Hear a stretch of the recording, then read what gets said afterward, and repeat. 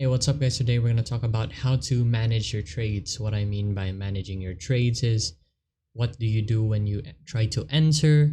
What do you do during the position when the position is still open? How do you move your stops? How do you partial? How do you exit? So basically that's how you manage. So right now we're on EU.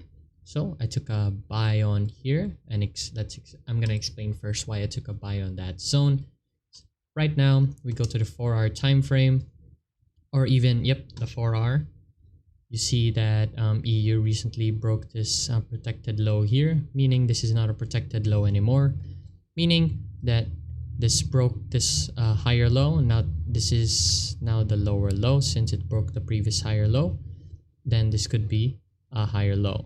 So we're expecting price to do this, broke lower, so either gonna retrace to this OBs right here, then continue downwards. Now we see that, so we either on the shorter time frames either see a more push down, or we see bullish moves up to the upside, or bullish trends to the upside to fulfill this imbalances over here. Also, we have some order blocks on these zones. Now let's go over in the 4-hour. Let's just zoom in. What do I see on the current price? What do I see? I see structure doing this, a lower low. So we're expecting a lower high. Now where do we expect the lower high? Either to this imbalance, this imbalance, this imbalance, or this OB, or even this OB. Then we're gonna talk soon about these protected and target zones, but we'll just erase that for the moment. So where do we expect price to push? So I have this marked up because I'm expecting price, since on the larger time frame this looks like a larger OB. This is just a more refined OB. I think on the daily this is just one candle OB. And also I want to see price to fulfill this imbalances here, here. So I'm expecting price to push higher, tap that OB, and continue downward. So we're in the 4-hour. So technically we can look for scalps inside.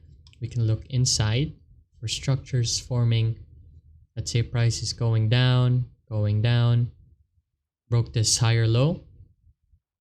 I mean lower high, my bad. Broke this lower high, creating a higher low. Then we're expecting a higher, oh my bad, breaking this lower high, creating a higher high. Now we're expecting a higher low, higher high, higher low, higher high, higher low, higher high.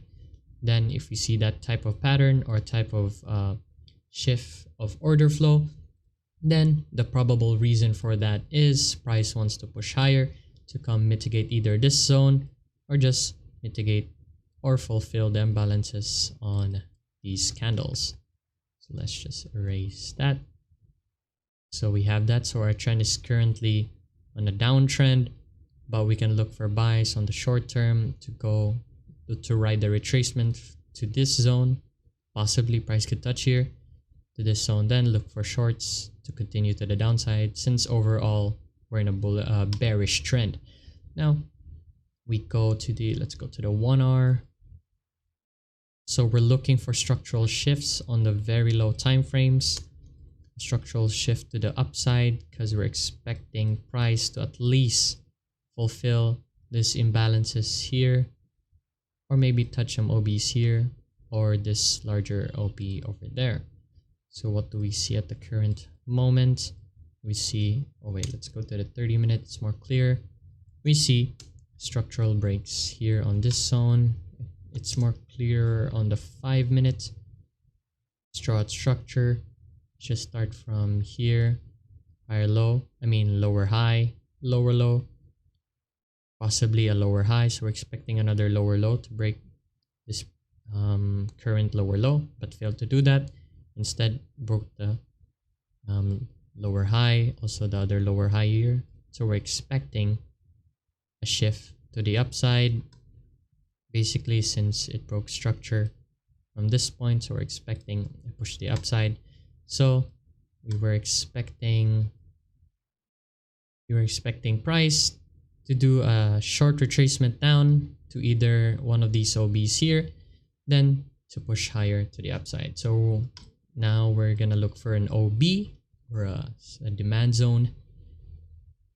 So what I do is I go first to the highest time frame. So we're looking for an OB and unmitigated OB.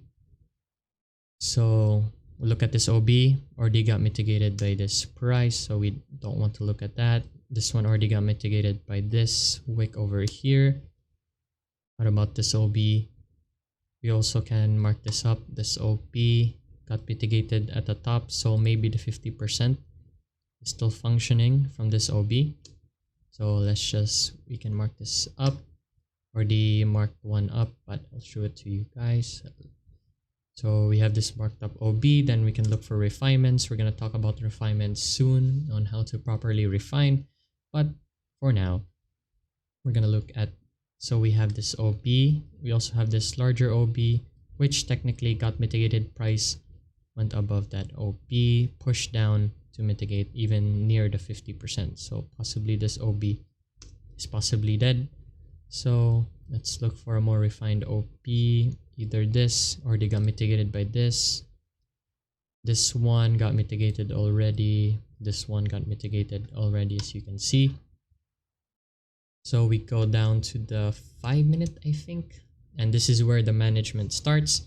So as you can see, all of the OBs here technically got mitigated. I think this one, oh yeah, got mitigated by this candle over here. But first of all, the first OB I marked up or POI was this one, the 5-minute.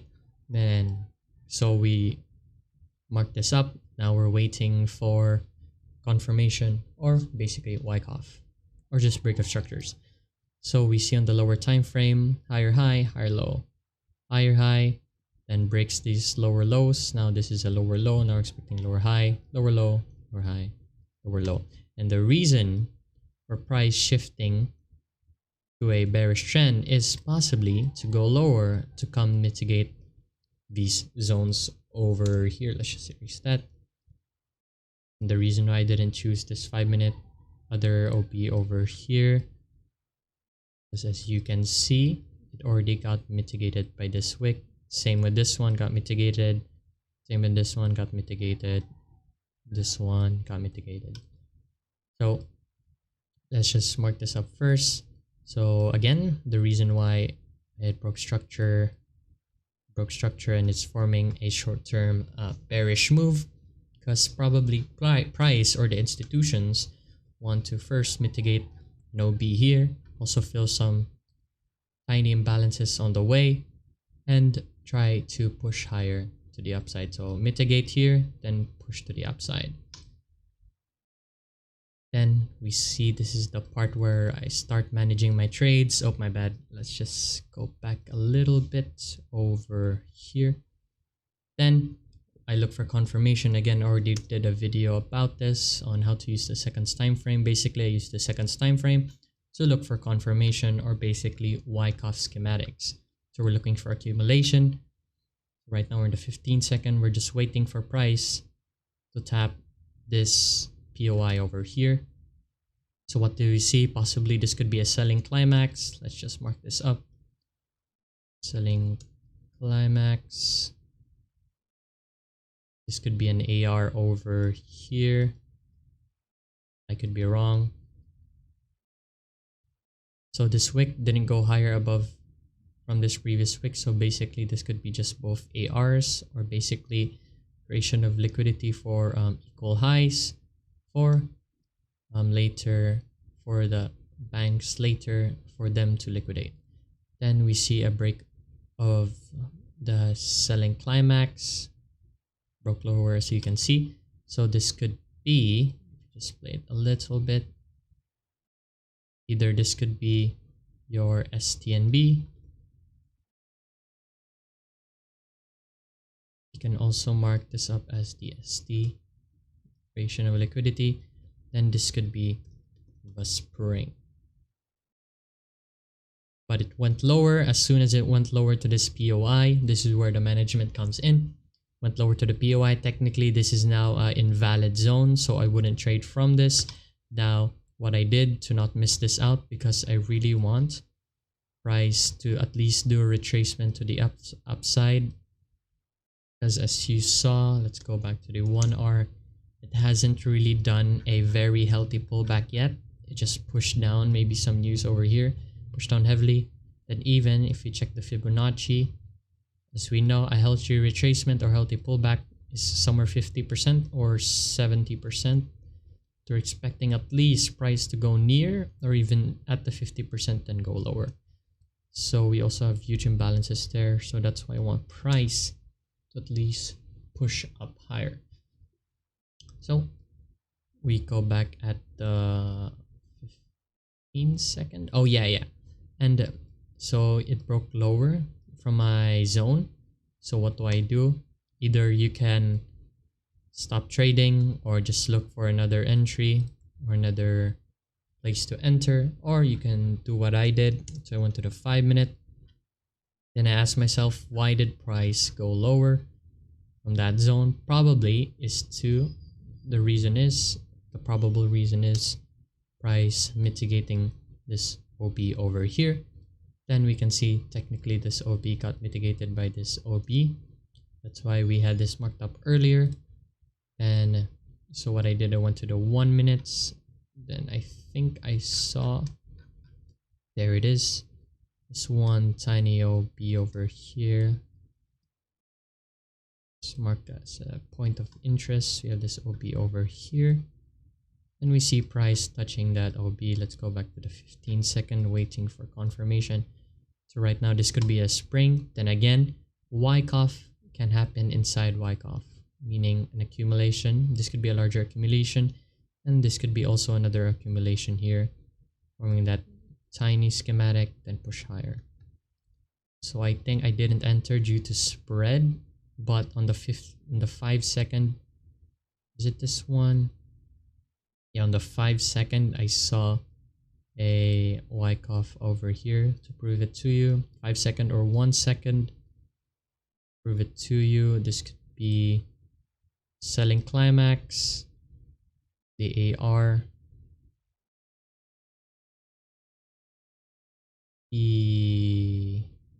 basically the STNB. Then this could be your spring. Then breaks above it. Either way, you can enter from this tiny zone, which is, I think, very 0.5 pipetties, my bad. You can have a sell buy limit there, or since it's a very low pips, you can just target this larger zone, which price did tap on this zone and pushed higher. So this is what I mean by managing. Instead of passing out, we had this POI earlier here. Instead of possibly missing out on this trade, we looked for reasons why price went lower, and we looked for reasons or a valid analysis on where we can enter. And this should be never used as a reason for you guys to FOMO in. This is just one of my rules or part of my strategy that we can look for areas to re-enter again. So after that, I didn't enter there, but basically there could be a schematic inside a schematic. So again, we can still mark this up. Go back to the 15-second.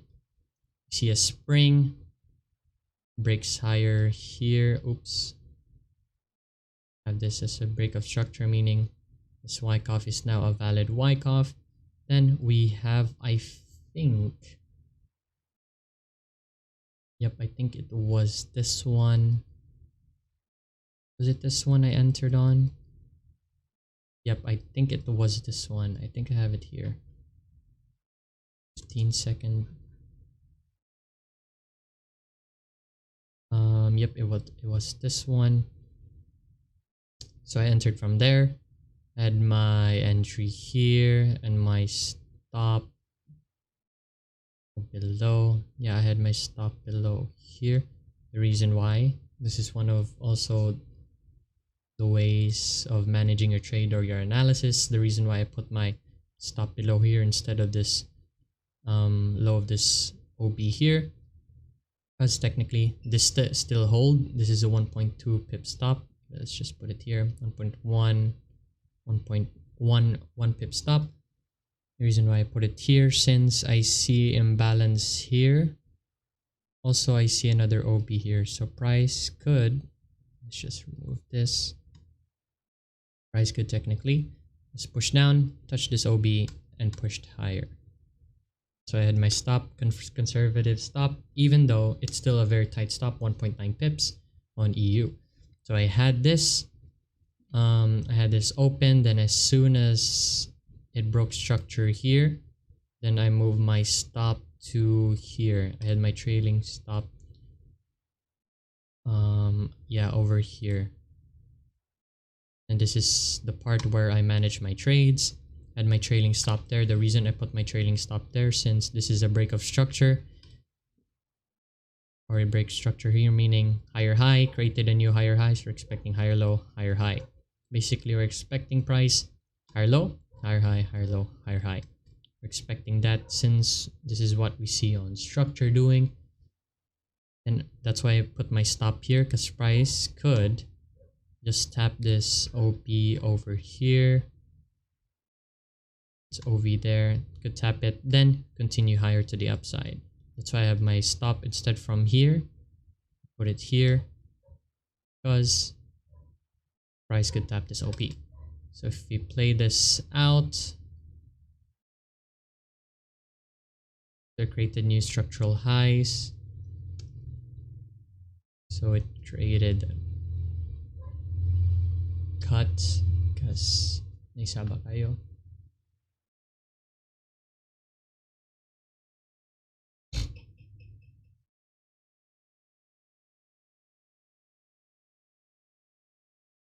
So again, price then created new structural form, so expecting this to continue on. But the reason why I still put my stop at there, even though it's creating higher low, higher low, higher low, so we're expecting price not to break the higher low. The reason why I still have my stop there is if we go to the 5-minute, this is a very impulsive run to the upside. What I mean by impulsive move to the upside, because look at price right now, pushes up. So obviously we're expecting a pullback up, pullback up. So that's why I manage my this is how I manage my trades. I don't, because if I moved, let's say if I move my stop here, followed structure, since I said higher high, higher low, higher high, expecting higher low, continue upside, we can just technically just keep trailing this, the structural points. Let me just delete the text. Technically we can just trail the structural points, but again, don't forget about the higher time frame. Always look at the higher time frame. If you look at the higher time frame, price hasn't done a pullback yet. So if it does a pullback, then you're gonna get stopped out if you're trailing the inner or the lower time frame structure, as you didn't see the higher structure, which it could just do a pullback and continue higher to fulfill the upside. Also, my TP was on this high here, because we're expecting again still a structural point. We see expecting a higher high since it broke this previous lower high. Higher low, we're expecting a higher high, higher low, higher high. We're expecting price to do that. That's why I had my TP here, because it's the most probable zone for price to hit. And we're gonna talk about this soon, so stay tuned. Make sure you're keeping an eye on the channel. So again, I had my trailing stop there, I had my TP up there. Let's go back to the 30 seconds since it's more clear. So I managed my trades. That I didn't partial, so at this trade I didn't partial, but we're gonna talk about partialing next time. My stop there. Then I think, yep, it did a huge move down. Then it broke structure above at this point. What I mean a huge move down, if you go back again on the 5-minute, what I mean by a pullback on the 5-minute, look at that, another healthy pullback. If you just look at the fib, it went to the 50%, so a very healthy pullback. So at that point, I could just trail my stop to this point since the larger time frame already made a new structural point. But I think, yeah, I had my stop here. Then we just continued the trade, but it stopped me out. But basically, I made just very tiny profits because I moved my trading stop there. Why did I move it there? Again, we see an OB here. Let's just mark up this OB. Price could just, let's say price is about to reach this zone over here. We're expecting price to push down and continue higher to the upside, touch this OB to continue this structural path over here. So right now, again, we got stopped out because this is just part of trading. As you can see, price stopped out. Why did it go lower? Technically, there's a accumulation here, but I didn't take it since I had my creative juice to film or to record this video, since I still have an idea on how to manage your trades. And the reason why managing trades is super important, especially in smart money. Let's say you don't partial, you just have very high RR. Again, doesn't mean you're in the you're using smart money concepts. You're gonna have a very high win rate, especially if you have 1 to 10 RR, 1 to 20 RR, or whatever it is. You're gonna have a super low win rate since your take profit target is super far away. That's why it's super important to manage your trades. And managing your trades meaning trailing your stops. So even though if price goes against you, stops you out, you won't be on the negative side, hence reducing or cutting your losses. So I hope you guys learned something on how I manage my trades. Again, if price, let's say price was at this point here, again, if price, let's just imagine price, went down, tap this OB and continue higher, basically breaking this previous higher high, creating another higher high, then I would move my stop to this structural point.